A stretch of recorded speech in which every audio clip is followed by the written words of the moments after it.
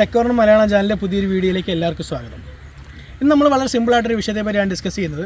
നമുക്കെല്ലാവർക്കും അറിയാം, നമ്മൾ സിംഗിൾ ഫേസ് സപ്ലൈ ആണ് നമ്മൾ വീടുകളിലൊക്കെ നോർമലായിട്ട് യൂസ് ചെയ്ത് വരുന്നത്. 5 കിലോ വാട്ടിന് മേളിൽ യൂസ് ചെയ്യണമെന്നുണ്ടെങ്കിൽ 3 ഫേസ് സപ്ലൈ യൂസ് ചെയ്യണം എന്ന റൂളും നമുക്കറിയാൻ പറ്റും. അപ്പം ഈ റൂള് എന്ന് പറയുന്നത് അവിടെ നിൽക്കട്ടെ, അതെന്താണ് എന്ന് നമുക്ക് ലോജിക്കലി ഒന്ന് ചിന്തിച്ച് നോക്കാം. അതായത് നമുക്ക് ഒരു പവറാണ് നമ്മുടെ അൾട്ടിമേറ്റായിട്ട് നമുക്ക് വേണ്ട കാര്യം. അപ്പോൾ പവറിന് വേണ്ടി ഉള്ള 2 എലമെൻറ്റ്സ് എന്ന് പറയുന്ന വോൾട്ടേജും അതേപോലെ കറണ്ടുമാണ്. അപ്പോൾ നമുക്കറിയാം, നമുക്കൊരു 10 വാട്ട് നമുക്ക് പവർ വേണമെന്നുണ്ടെങ്കിൽ നമുക്കത് 5 വോൾട്ടും 2 ആംബിയറുമായിട്ട് നമുക്കത് എടുക്കാം. അല്ല എന്നുണ്ടെങ്കിൽ 10 വോൾട്ടിൽ 1 ആംബിയറായിട്ട് നമുക്ക് എടുക്കാം. അപ്പോൾ അതായത് ഇപ്പോൾ നമുക്ക് പവർ കൂടുതൽ വേണമെന്നുണ്ടെങ്കിൽ ഒന്നുകിൽ വോൾട്ടേജോ അല്ല കറണ്ടോ നമുക്ക് കൂട്ടിയേ പറ്റൂ.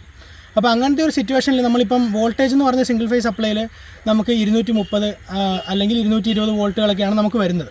അപ്പോൾ ആ സിറ്റുവേഷനിൽ നമുക്ക് കൂട്ടേണ്ടത് കറണ്ടാണ്.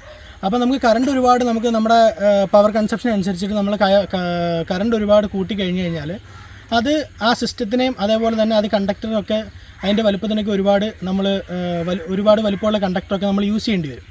ഇനി നമുക്ക് 3 ഫേസ് സപ്ലൈയിലേക്ക് എടുക്കുകയാണെന്നുണ്ടെങ്കിൽ നമുക്ക് നമ്മുടെ വോൾട്ടേജ് കൂടുതലാണ്. വോൾട്ടേജ് എന്ന് പറഞ്ഞാൽ 415 വോൾട്ടൊക്കെയാണ് നമുക്ക് വരുന്നത്.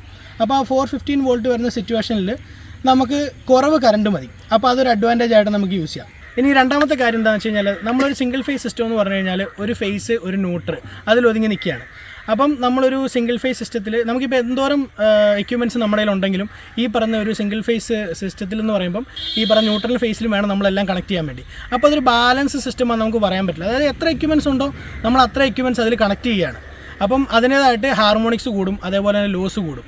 പക്ഷേ 3 ഫേസിൻ്റെ സിസ്റ്റത്തിൽ എന്ന് പറയുമ്പോഴത്തേക്കും കുറച്ചുകൂടെ വ്യത്യാസമാണ്. കാരണം 3 ഫേസ് ഉണ്ട്, അതിന് കോമൺ ആയിട്ടൊരു ന്യൂട്രൽ ഉണ്ട്. അപ്പോൾ നമുക്കത് ലോഡ് നമുക്ക് ഷെയർ ചെയ്ത് 3 ഫേസിലേക്കുമായിട്ട് കൊടുക്കാൻ സാധിക്കും. അതുവഴി നമുക്ക് ഹാർമോണിക്സ് കുറച്ച് നമുക്ക് ലോസ് നല്ല രീതിയിൽ തന്നെ കുറയ്ക്കാൻ സാധിക്കും. സിമ്പിളായിട്ട് പറയുകയാണെന്നുണ്ടെങ്കിൽ നമ്മുടെ ലോഡ് കൺസപ്ഷൻ കൂടുതലാണെന്നുണ്ടെങ്കിൽ, ഇപ്പോൾ സിംഗിൾ ഫേസ് കൺസിഡർ ചെയ്യുകയാണെന്നുണ്ടെങ്കിൽ ലോഡ് കൂടുന്നതിനനുസരിച്ചിട്ട് നമുക്ക് ആംബിയർ കൂടും.